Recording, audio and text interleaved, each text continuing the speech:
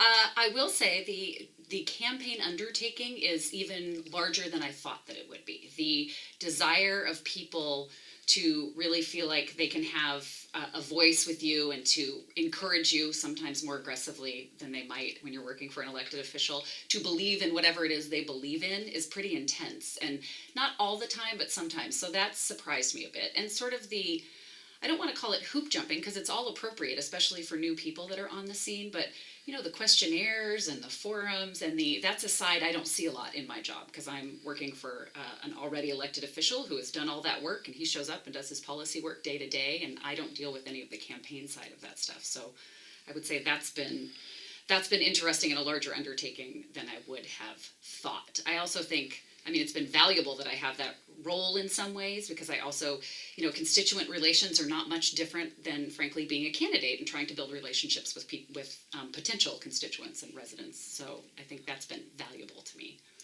Given that the amount of influence that you can have, for example, in the job that you have now, what made you want to try to make the change? It was, to be honest, it was one of those things when Rasmussen announced he was not going to run, because I would not have made this choice if he had chosen to run again.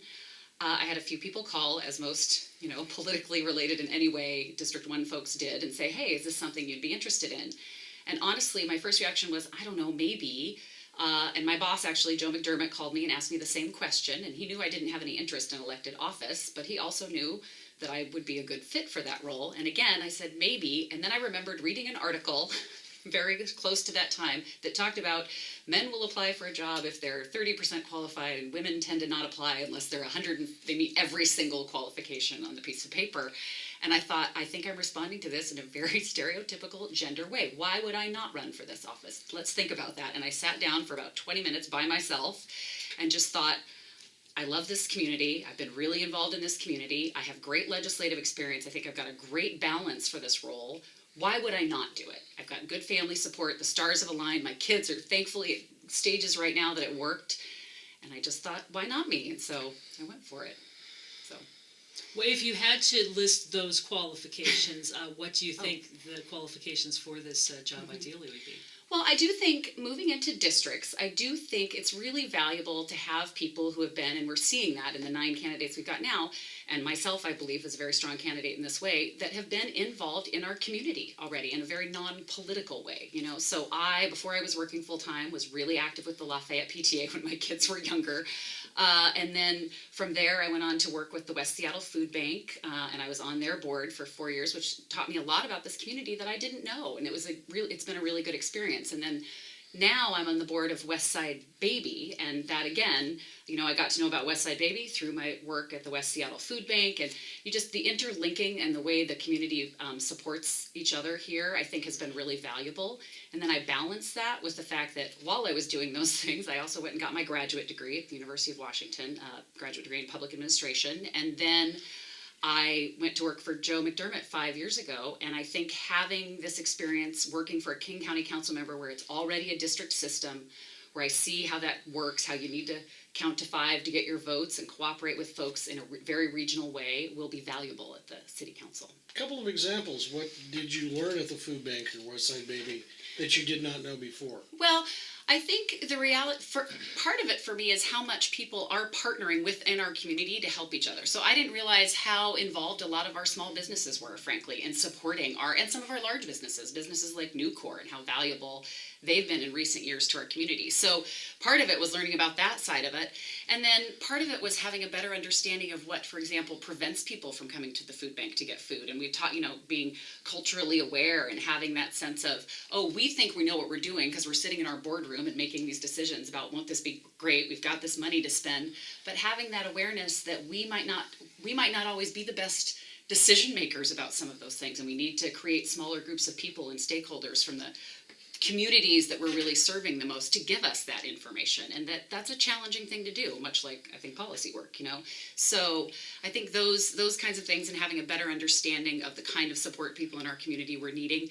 And then again, I won't call it little things, it's not little things, I guess, but peripheral things like people who have to figure out a way to get to the food bank, and then you have a better understanding of the issues with transit in our community, and And the same thing goes for West Side Baby stuff, where people are, well, where do we have to go? How are we going to get there to pick up the things that we need?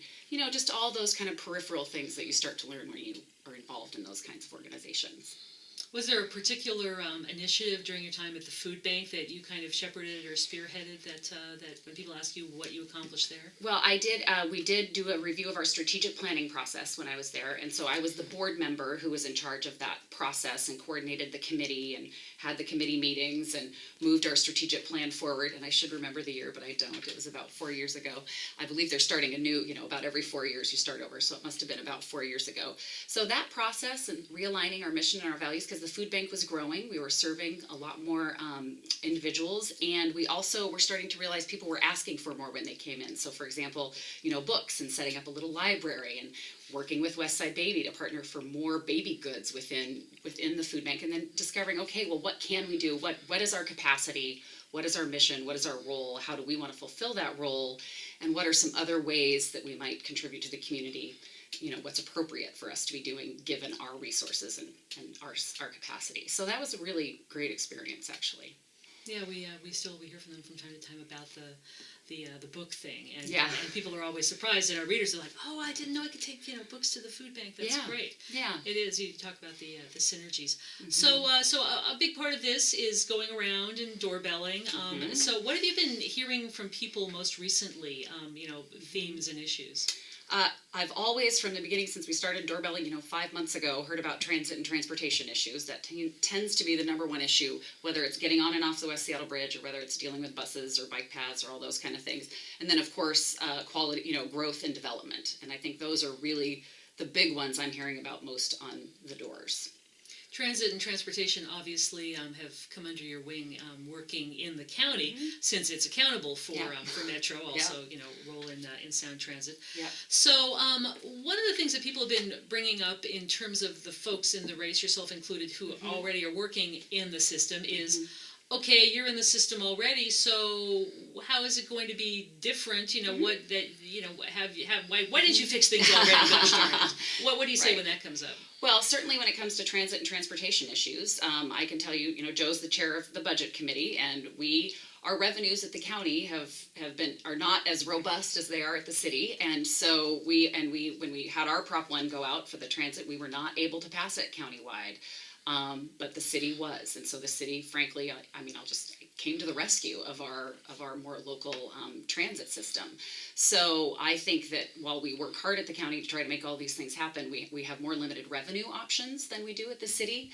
So I think of value is the fact and the understanding of how meaningful it is that we are a regional transit system, even though those Prop 1 dollars are going to mostly Seattle routes. And so one of the important things that we did, for example, was to create the Regional Partnership Fund that provided some money for some routes that didn't fall completely within the parameters of the Prop 1. So, for example, the 120, which is a route that we know is very, has lots and lots of customers on it, was a route that we really wanted to add more service to, and we were able to do that with the Regional Partnership Fund. And so I think actually that experience is really valuable to bring to the city, to have that understanding again that we can't silo everything all the time within our Seattle city limits, especially when it comes to a transit system. So, and when we're looking at ST3, that's important. And then, of course, partnering, I think, for District 1, the West Seattle Water Taxi is actually something I would like to see us provide better connections to. I think we need better east-west connections generally, but particularly I think we have an opportunity there, and I would like to see the city partner with the county a little bit more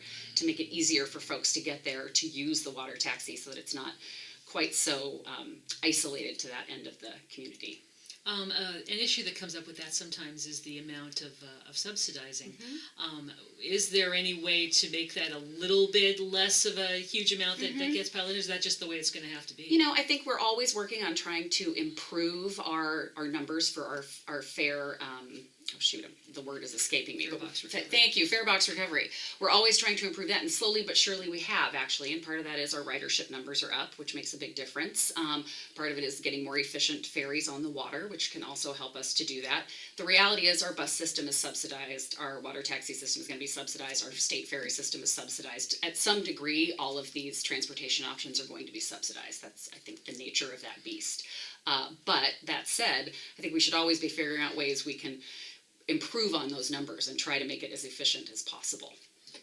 Do you think that the bus system, whatever we put into it, can expand enough to really make a dent in the transportation with all the people moving over here?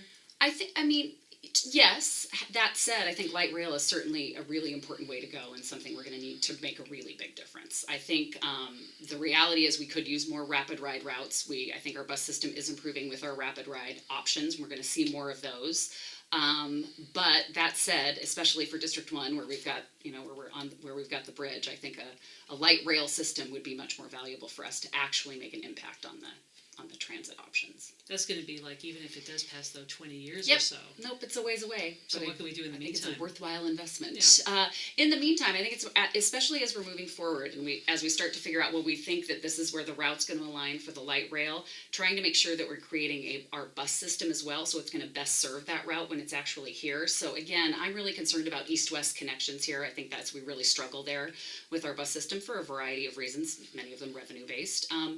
But some, frankly, just figuring out, I think we need to, and Metro does this on a regular basis, go back, look at our ridership numbers, see where our gaps are, meet with the community, get the community responses to the changes that we make, see what's working and what's not working, and try to just continue to improve and make more efficient the bus routes that we have, and make it easier to get to them. So whether you're walking or biking or however it is you access your bus, try to make sure, too, that it's easier to do in the future as we're moving forward. So again, it's going to be a while, and I think it's a while even with our buses, but Prop 1 is helping us to do some of that, and if we're successful with that, hopefully we can continue to and hopefully our revenue, our recovery will get better, and our revenues will continue to come in better, and then I think I'm certainly committed to trying to add more bus service as needed.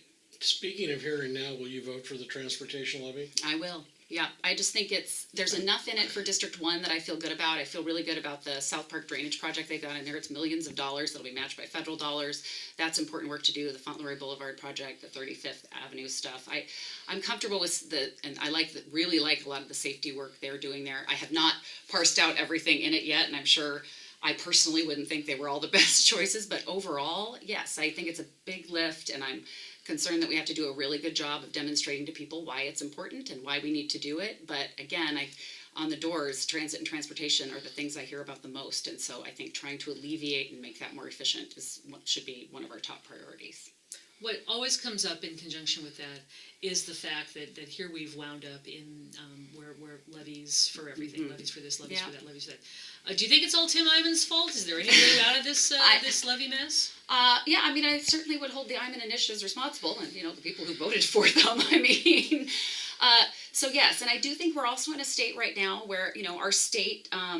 We're really struggling with how we balance the needs across the state, and that of course affects our very urban King County, and then it affects our less urban east side of the state. And the realities of our tax system right now, it's really hard for progressive people to be able to get more progressive revenue options. But I'm seeing dents in that, capital gains talk, all the, I think we're going to get there at some point, because the reality is we can't piecemeal this stuff forever.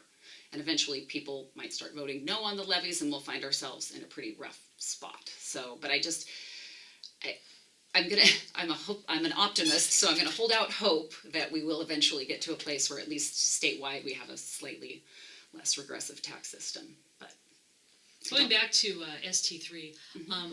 what have you been doing or been able to do in terms of advocating for West Seattle to actually wind up in it? Mm-hmm. Well, I've been, my boss is on the ST board, so of course he's been working very hard to advocate for that. And I think, I'm really proud that our leadership, our elected officials, held together on including both West Seattle and Ballard in the package, because really early on there was a lot of pressure to split those up and to kind of battle royale over who would get a piece of that pie. So I'm impressed that they've managed to stay together and to really work hard. And I think our executive and chair of the Sound Transit Board has done very good work there as well. So, behind the scenes in my day job, that's certainly been a big issue for Joe. And then on the campaign trail for me, it's just the reality that yes, it's a long way out, but again, I really do feel like when push, that's going to be our greatest answer to alleviate our transportation issues, especially here in District 1. So I very much want to see light rail come here. I mean, when you look at the fact that our comp plan was built on the notion that we would have a monorail,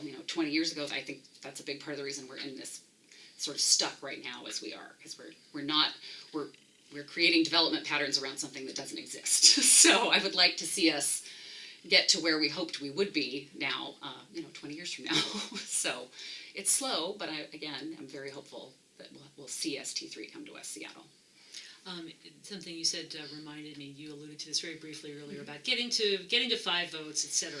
So if you get elected, you are going to be on a city council that's been like no other, with the 7 district seats and with the 2 at-large seats. What do you think, from your experience working in connection with a districtized body, will be an attribute if you're elected to working in this kind of a milieu? I think for me, it's I am very good at building relationships with people and understanding what their priorities are, what the priorities are that I'm working toward, how we can work together in that vein. Like, it can be, what are the unintended or intended consequences of something I might be doing that can affect what another council member is doing. That's something I have a very good sense of, and I'm very good at working with folks to build that kind of coalition, I guess would be the best way to put it, and that collaborative work style. I am also very straightforward, which I actually think serves a body like that very well. I tend to put my cards out on the table, tell people where they are, see how people respond to that, and then move forward from there.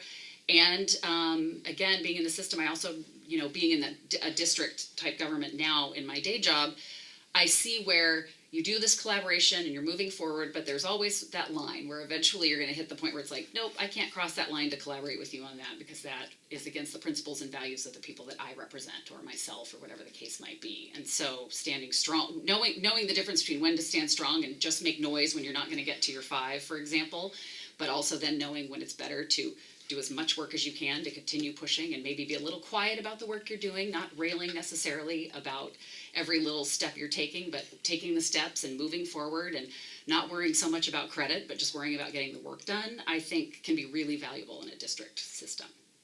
So, do you think that the way that people here tend to feel, which is that West Seattle's been slighted for so long, and South Park too, is that accurate? Is that maybe overblown, or? So I would say, frankly, it sort of depends on the issue that people feel they're being neglected for. I think it's very true that South Park, for example, has been a neglected community, and I think that's true of other communities within our city that tend to be lower income or near the industrial areas. I think that's true. So I do believe that. And I do believe that there is sort of the sense, and I think just geographically, that we're across a bridge, and that people do get that sense that we're a bit ignored. I probably wouldn't go so far as to say we're ignored, but I do think we will be well served by having a district council member. I do think it will help to remind people downtown that, here we are, and we're if I'm the elected council member, I'll have to be empowered to speak for the residents here and be very assertive about that and be accountable to people. So I think it'll be valuable in that way. But I think it's true that there are many pockets in our city that feel the same way that a lot of folks in West Seattle do, in South Park. But so there's going to be 7 people there all saying No, that's exactly right. I think we're not the only geographic area that feels that way in the city. So we haven't talked yet about something that's a really hot topic this week. Just came out yesterday, the mayor's housing recommendations. So tell me some of your first line thoughts about what you've heard, what you like, what you don't like. So, and again, I haven't read through the whole thing, I haven't had the opportunity to read through the whole thing yet. But, so my first reaction is, it does feel like a pretty good compromise. It feels like, I do believe the Hala went and did some really good work and have come forward with some things that we can very much, perhaps, fiddle with a bit and move forward, but before we move forward. But I think they've done some good work there and given the council some good material to work with, I guess is how I would put it. So I am very happy to see the work they did. I support accessory dwelling units and detached accessory dwelling units as one way to help families, for example, in communities be able to potentially stay together. I look at it as like if my mother actually came to live with me, having a mother-in-law would be valuable and could potentially help me alleviate a mortgage if I couldn't afford my mortgage quite, but she couldn't quite afford a big rent somewhere. I think that's a nice way to balance those kinds of things. I think the commercial linkage fee as a compromise looks like a potentially positive one. And I'm interested in the mandatory inclusionary zoning work for the affordable housing, because for me, one of my outcomes I'm always looking for is how do we maintain income diversity? Because I think that's really important to do. So while we need to build more affordable housing, I also want to make sure we're maintaining income diversity and having folks of a variety of incomes live in the same neighborhoods and the same communities. So it looks like this addresses some of those issues. again, I need to go through it a bit more and get a better sense of the whole package. I'm a little concerned that there are several items in there that will require the state to take some action, and I think that could take some time to do. But again, that's where it's really valuable, I think, to have a collaborative relationship building style, because that's what we're going to need to actually get the state to act on some of those things for us. But I am particularly looking for the things, I'm sort of looking at it from both the short and long-term aspects of it, because I'm particularly looking for, what can we do now that makes a difference now, and then what can we start to work on for the long term, and how do those balance to address our affordability and livability issues. People are particularly concerned about livability around here, at least. Yep. In terms of density, do you think that there's maybe a little bit too much concern about that? That density, we can take more density, or what are your thoughts on that? I'm sure you hear a lot. Yeah. So my reaction, the growth has come very quickly and more quickly than any of us anticipated. So I can certainly see why it's a shock to the system, right? We drive through the junction at Fauntleroy, and things really do look very different over the past few years. So I can understand people's concerns about that. And especially then when we don't have a transit infrastructure or transportation infrastructure to keep up. That said, the growth is here. I don't think it's going to go away, and I think we need to figure out the best way to manage it. I am not inclined to support something like a moratorium on development, for example, depending on how things were playing out, but that's not my first reaction. So my first reaction is that what I'm hearing from people is that they're more concerned about the characteristics of our neighborhood. And by neighborhood, I'm not even speaking of residential neighborhoods so much, but really the commercial areas and that. And so to me, it's how can we find that balance where we can, in a design review process, as opposed to coming to the community and saying, here's what we're doing, check box, is everybody happy with that? We can come to a community and say, here's what we want to do, meaning we have this outcome, we want this many residences here and this many businesses on the ground floor. How would you all want that to look, right? Like, what's important to you on this street? Is it important to have a setback? Is it important to have a loading zone? Is it important to have trees? Is it important to have, because to me, a lot of it is just about that street view and that sense of community as you're walking down the street and you're looking at buildings.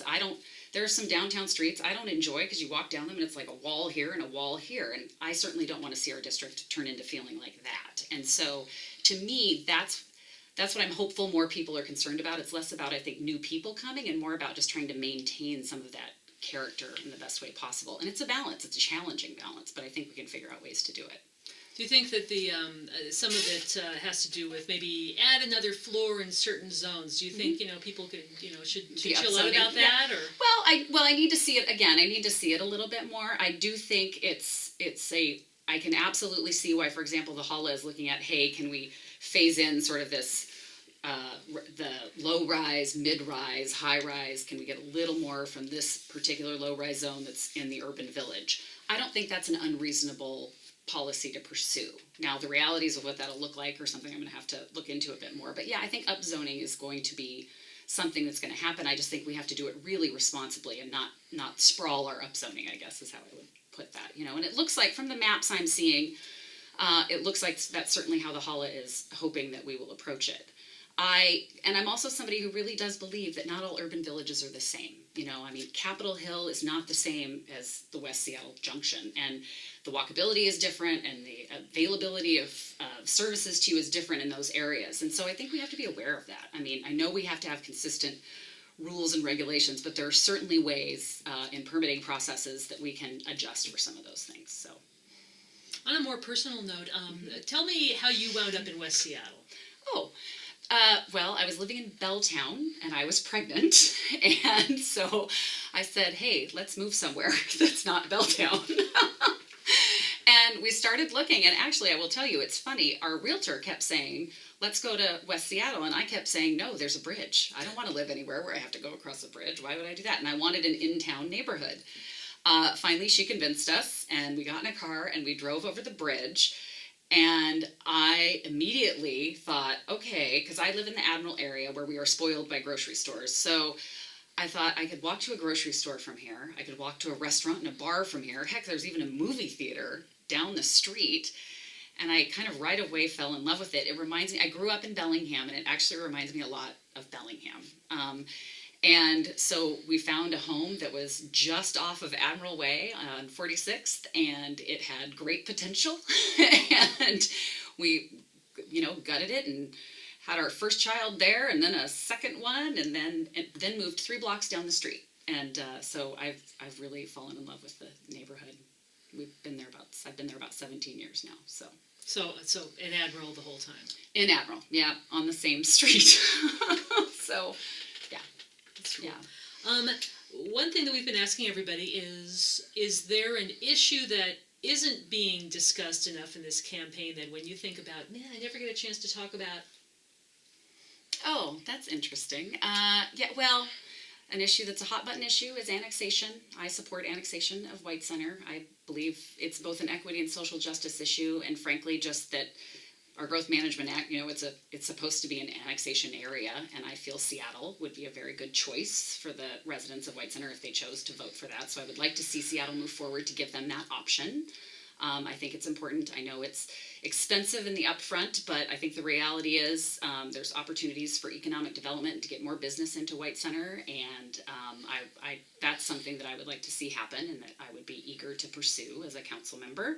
And again, it would be up to the residents whether they chose to do that, but I would like to provide a really good option for that to happen. So that's something I'm interested in. And then, for me, it's a lot of, I guess I'll kind of call it the little things, but things like technology. Like, are we providing the right kinds of technology for our bus systems, for example, so that they can, it feels like in this town that is overridden with tech people, we should be able to have really good apps for a lot of things, like our buses and our connections to our buses and our water taxi and all these other things. It's what I sort of call the little things. And also, frankly, bridging the digital divide for kids and families. I think that's important. I think I have been a proponent of municipal broadband. The report that came out makes it look like that's probably not a realistic thing to have happen now, but in lieu of that, if it's slow going to get there, I very much want to see ways that we are providing good opportunities for families to have access to the internet, to have the software that they need to have, because I think both as an education tool, frankly, I can look at my medical records online now, my kids do their homework online. To think that there are families that don't have that kind of access is very frustrating. So that's an issue that I would certainly be interested in at the council. I have two follow-ups on things you just mentioned. Okay. One would be, having covered the folks in North Highline for a long time, and knowing that at least the folks who've led the North Highline Unincorporated Area Council, being very skeptical of Seattle. Yes. What do you have to say about those concerns? Reasons that they might not need to fear Seattle as much as they do. I can appreciate their concerns, and I think annexation has been looked at as either Burien or Seattle or not at all. And I think you can find residents who support Burien, who would like to be a part of Burien, who would like to not be annexed at all, and who would like to be a part of Seattle. And recently, Burien was turned down in the annexation, so that is an option that is off the table for an unknown period of time. And so at this point, to me, it would just be important then to try to present Seattle as a really great community that's able to provide some great services for the residents of White Center, and I think to lay out how we would do that. I think it's really important to, I'll say make the case, to market ourselves to the residents of North Highline, and I think we could do that. I would be excited to take on that work, but I certainly know there's skepticism. Yeah, well, it's something that will come before whoever gets elected. Absolutely. They've submitted Set to the boundary, yeah. And on the matter of, you mentioned technology and, transit apps in particular. What would be your ideal transit app then? Yeah, well, my ideal would be sort of a transit app that I could more easily find connections. Like the trip planner that King County has is good, but it could be better. It feels like it misses. So if something's too far out of range, they don't even tell you what the option might be. So I would like to see something that combines, we've got car-to-goes, we've got our buses, we've got, our bikes downtown, we've got, if there's a map that can show me, hey, you can grab a bike here and bike 2 blocks to there, or here's a car-to-go, and you can do that to drive to here, and then you can grab your bus that'll take you to, even Everett or wherever you're going if it's a more regional experience. I just think something that provides a little bit more than just the one link, sort of the one pathway from point A to point B. I would like to see something that gives us a little bit more as far as connections go, and sort of, even while you're here, here's some great things to do, or, I think that there are some ways we could make it more interesting and robust. And I'm not a tech person myself, but again, in this town, I just feel like we should have some ways to do that. And I know, the city of Seattle has some great tech people working for them, so I think they could get excited about that kind of thing too. Yeah, the county's been experimenting a lot Yeah, lately. I think, and I see us making progress, so I think that's one of the things that makes me excited about it, is it's like, I just know that there are ways we can take it further and have it be even more efficient and more interesting, have people more interested in doing it and make the bus more of an option for some. Like some people just really don't see it as an option for them. And I think that it could be for a lot of people. Like I watch my son who's 15, has so far not a lot of interest in getting his driver's license because frankly he takes the bus everywhere and it's not a problem for him, and he's a little more open to it and a little more tech savvy and all those things. And so I want to be sure we can do our best work to have those options available to as many people as possible. Question. Okay, so this is my great closing question, which is so somebody walks up to you, they look you in the eye, and they say, you know, I'm voting for, and they name one of the other 8 people in the race. What case do you make to them that, well, no, really, you know, I would be your best choice? Right. Well, I guess it depends on why they're voting for the other person, but for me, I really do believe I'm the best candidate for this job because of the fact that I have a really nice balance, I believe, of my commitment to my community that has been present for a very long time and my experience in the legislative field. And I think those things combined, plus I do talk about a lot that I have 3 kids in the public school system, and while the city of Seattle itself does not have administration duties over the public schools, I still think it's a perspective, and also I can add on to that a working mom perspective that is an important one to bring to the council. It's hard to find people who are still in a role where they're a working parent with kids at home, with kids in public schools, who are also happen to be elected officials representing broad swaths of the city, and I think that's a valuable perspective to bring to the table.